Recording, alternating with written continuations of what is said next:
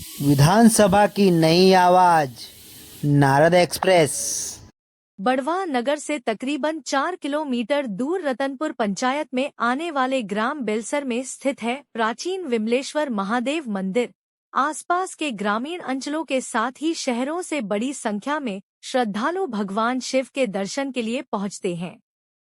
इस मंदिर की विशेषता यह है कि यहाँ पर नेपाल की महारानी चंद्रावती के द्वारा चंदेश्वर महादेव मंदिर निर्माण के साथ साथ लगभग 1.25 मन यानी कि 51 किलो वजनी एक घंटा स्थापित किया गया है। इस घंटे के बारे में कहा जाता है कि यह अष्टधातु से निर्मित है और इसे बजाने पर इससे ओम की ध्वनि उत्पन्न होती है, जो कि आसपास के लगभग 7 ग्रामों में सुनाई देती है। इस मंदिर की एक और विशेषता यह है कि यहाँ पर 12 ज्योतिर्लिंग भी स्थापित है। विमलेश्वर महादेव के नाम से स्थित यह मंदिर 1551 में बनाया गया था, जिसका पूजन अर्चन आज तक एक ही पूरी गोस्वामी वंश के द्वारा किया जा रहा है। उनके ही वंशज महंत केशरपुरी जी जो आज भी इस मंदिर की सेवा और पूजन कर रहे हैं।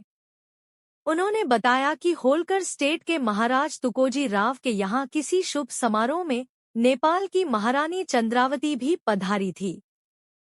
उन्होंने जब इस मंदिर की ख्याति सुनी तो वह दर्शन के लिए अपने लाव लश्कर सहित यहाँ पहुंची थी। यहाँ आकर उन्हें आत्मिक शांति की अनुभूति हुई, जिसके चलते उन्होंने यहाँ रात्रि विश्राम का निर्णय लिया।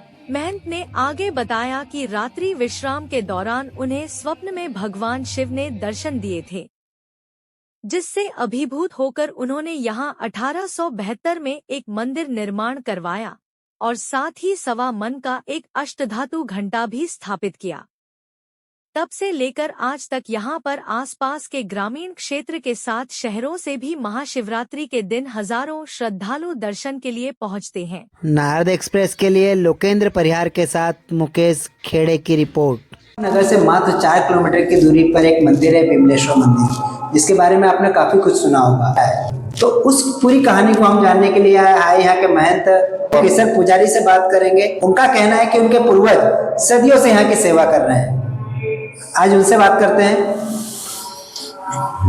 इस मंदिर के बारे में कहा जाता है कि यहाँ नेपाल की रानी आई थी और उनके द्वारा यहाँ पे घंटा स्थापित किया गया था। क्या कुछ है पूरा इतिहास? यहाँ पर जो है भगवान विमलेश्वर महादेव के दर्शन के लिए चंद्रावती महारानी नेपाल से यहाँ पर दर्शन अभिषेक वगैरह पूजन करके भंडारा वगैरह करते हुए रात्रि विश्राम करते हुए कुछ उनको चमत्कार होने पर उन्होंने भी जो है एक मंदिर का निर्माण किया, जिस मंदिर की आयु 1872 में उनका निर्माण किया गया। नेपाल से सभी वस्तुएं आई गई अष्टधातु का।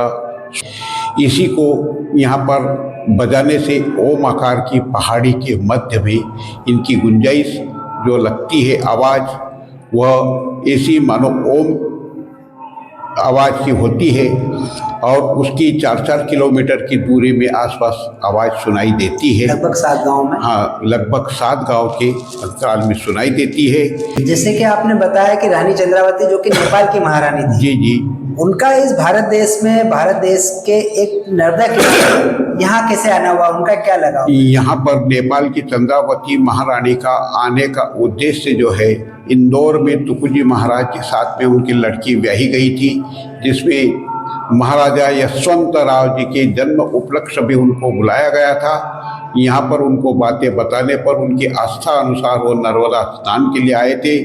यहाँ पर उनको विमलेश्वर स्थान बहुत अच्छा लगा और इसी के वजह से जो है उन्होंने यहाँ पर रात्रि विश्राम करके एक मंदिर का निर्माण किया, जिसका नाम चंद्रेश्वर है। और चंद्रेश्वर उन्हीं के नाम से उन्होंने उस मंदिर का नाम रखा और उसी में अष्टधातु का 9 घंटा है। से वातावरण शुद्ध होता है। उस घंटे को जब हमने देखा तो उसमें कुछ हिस्सा टूटा पाया गया।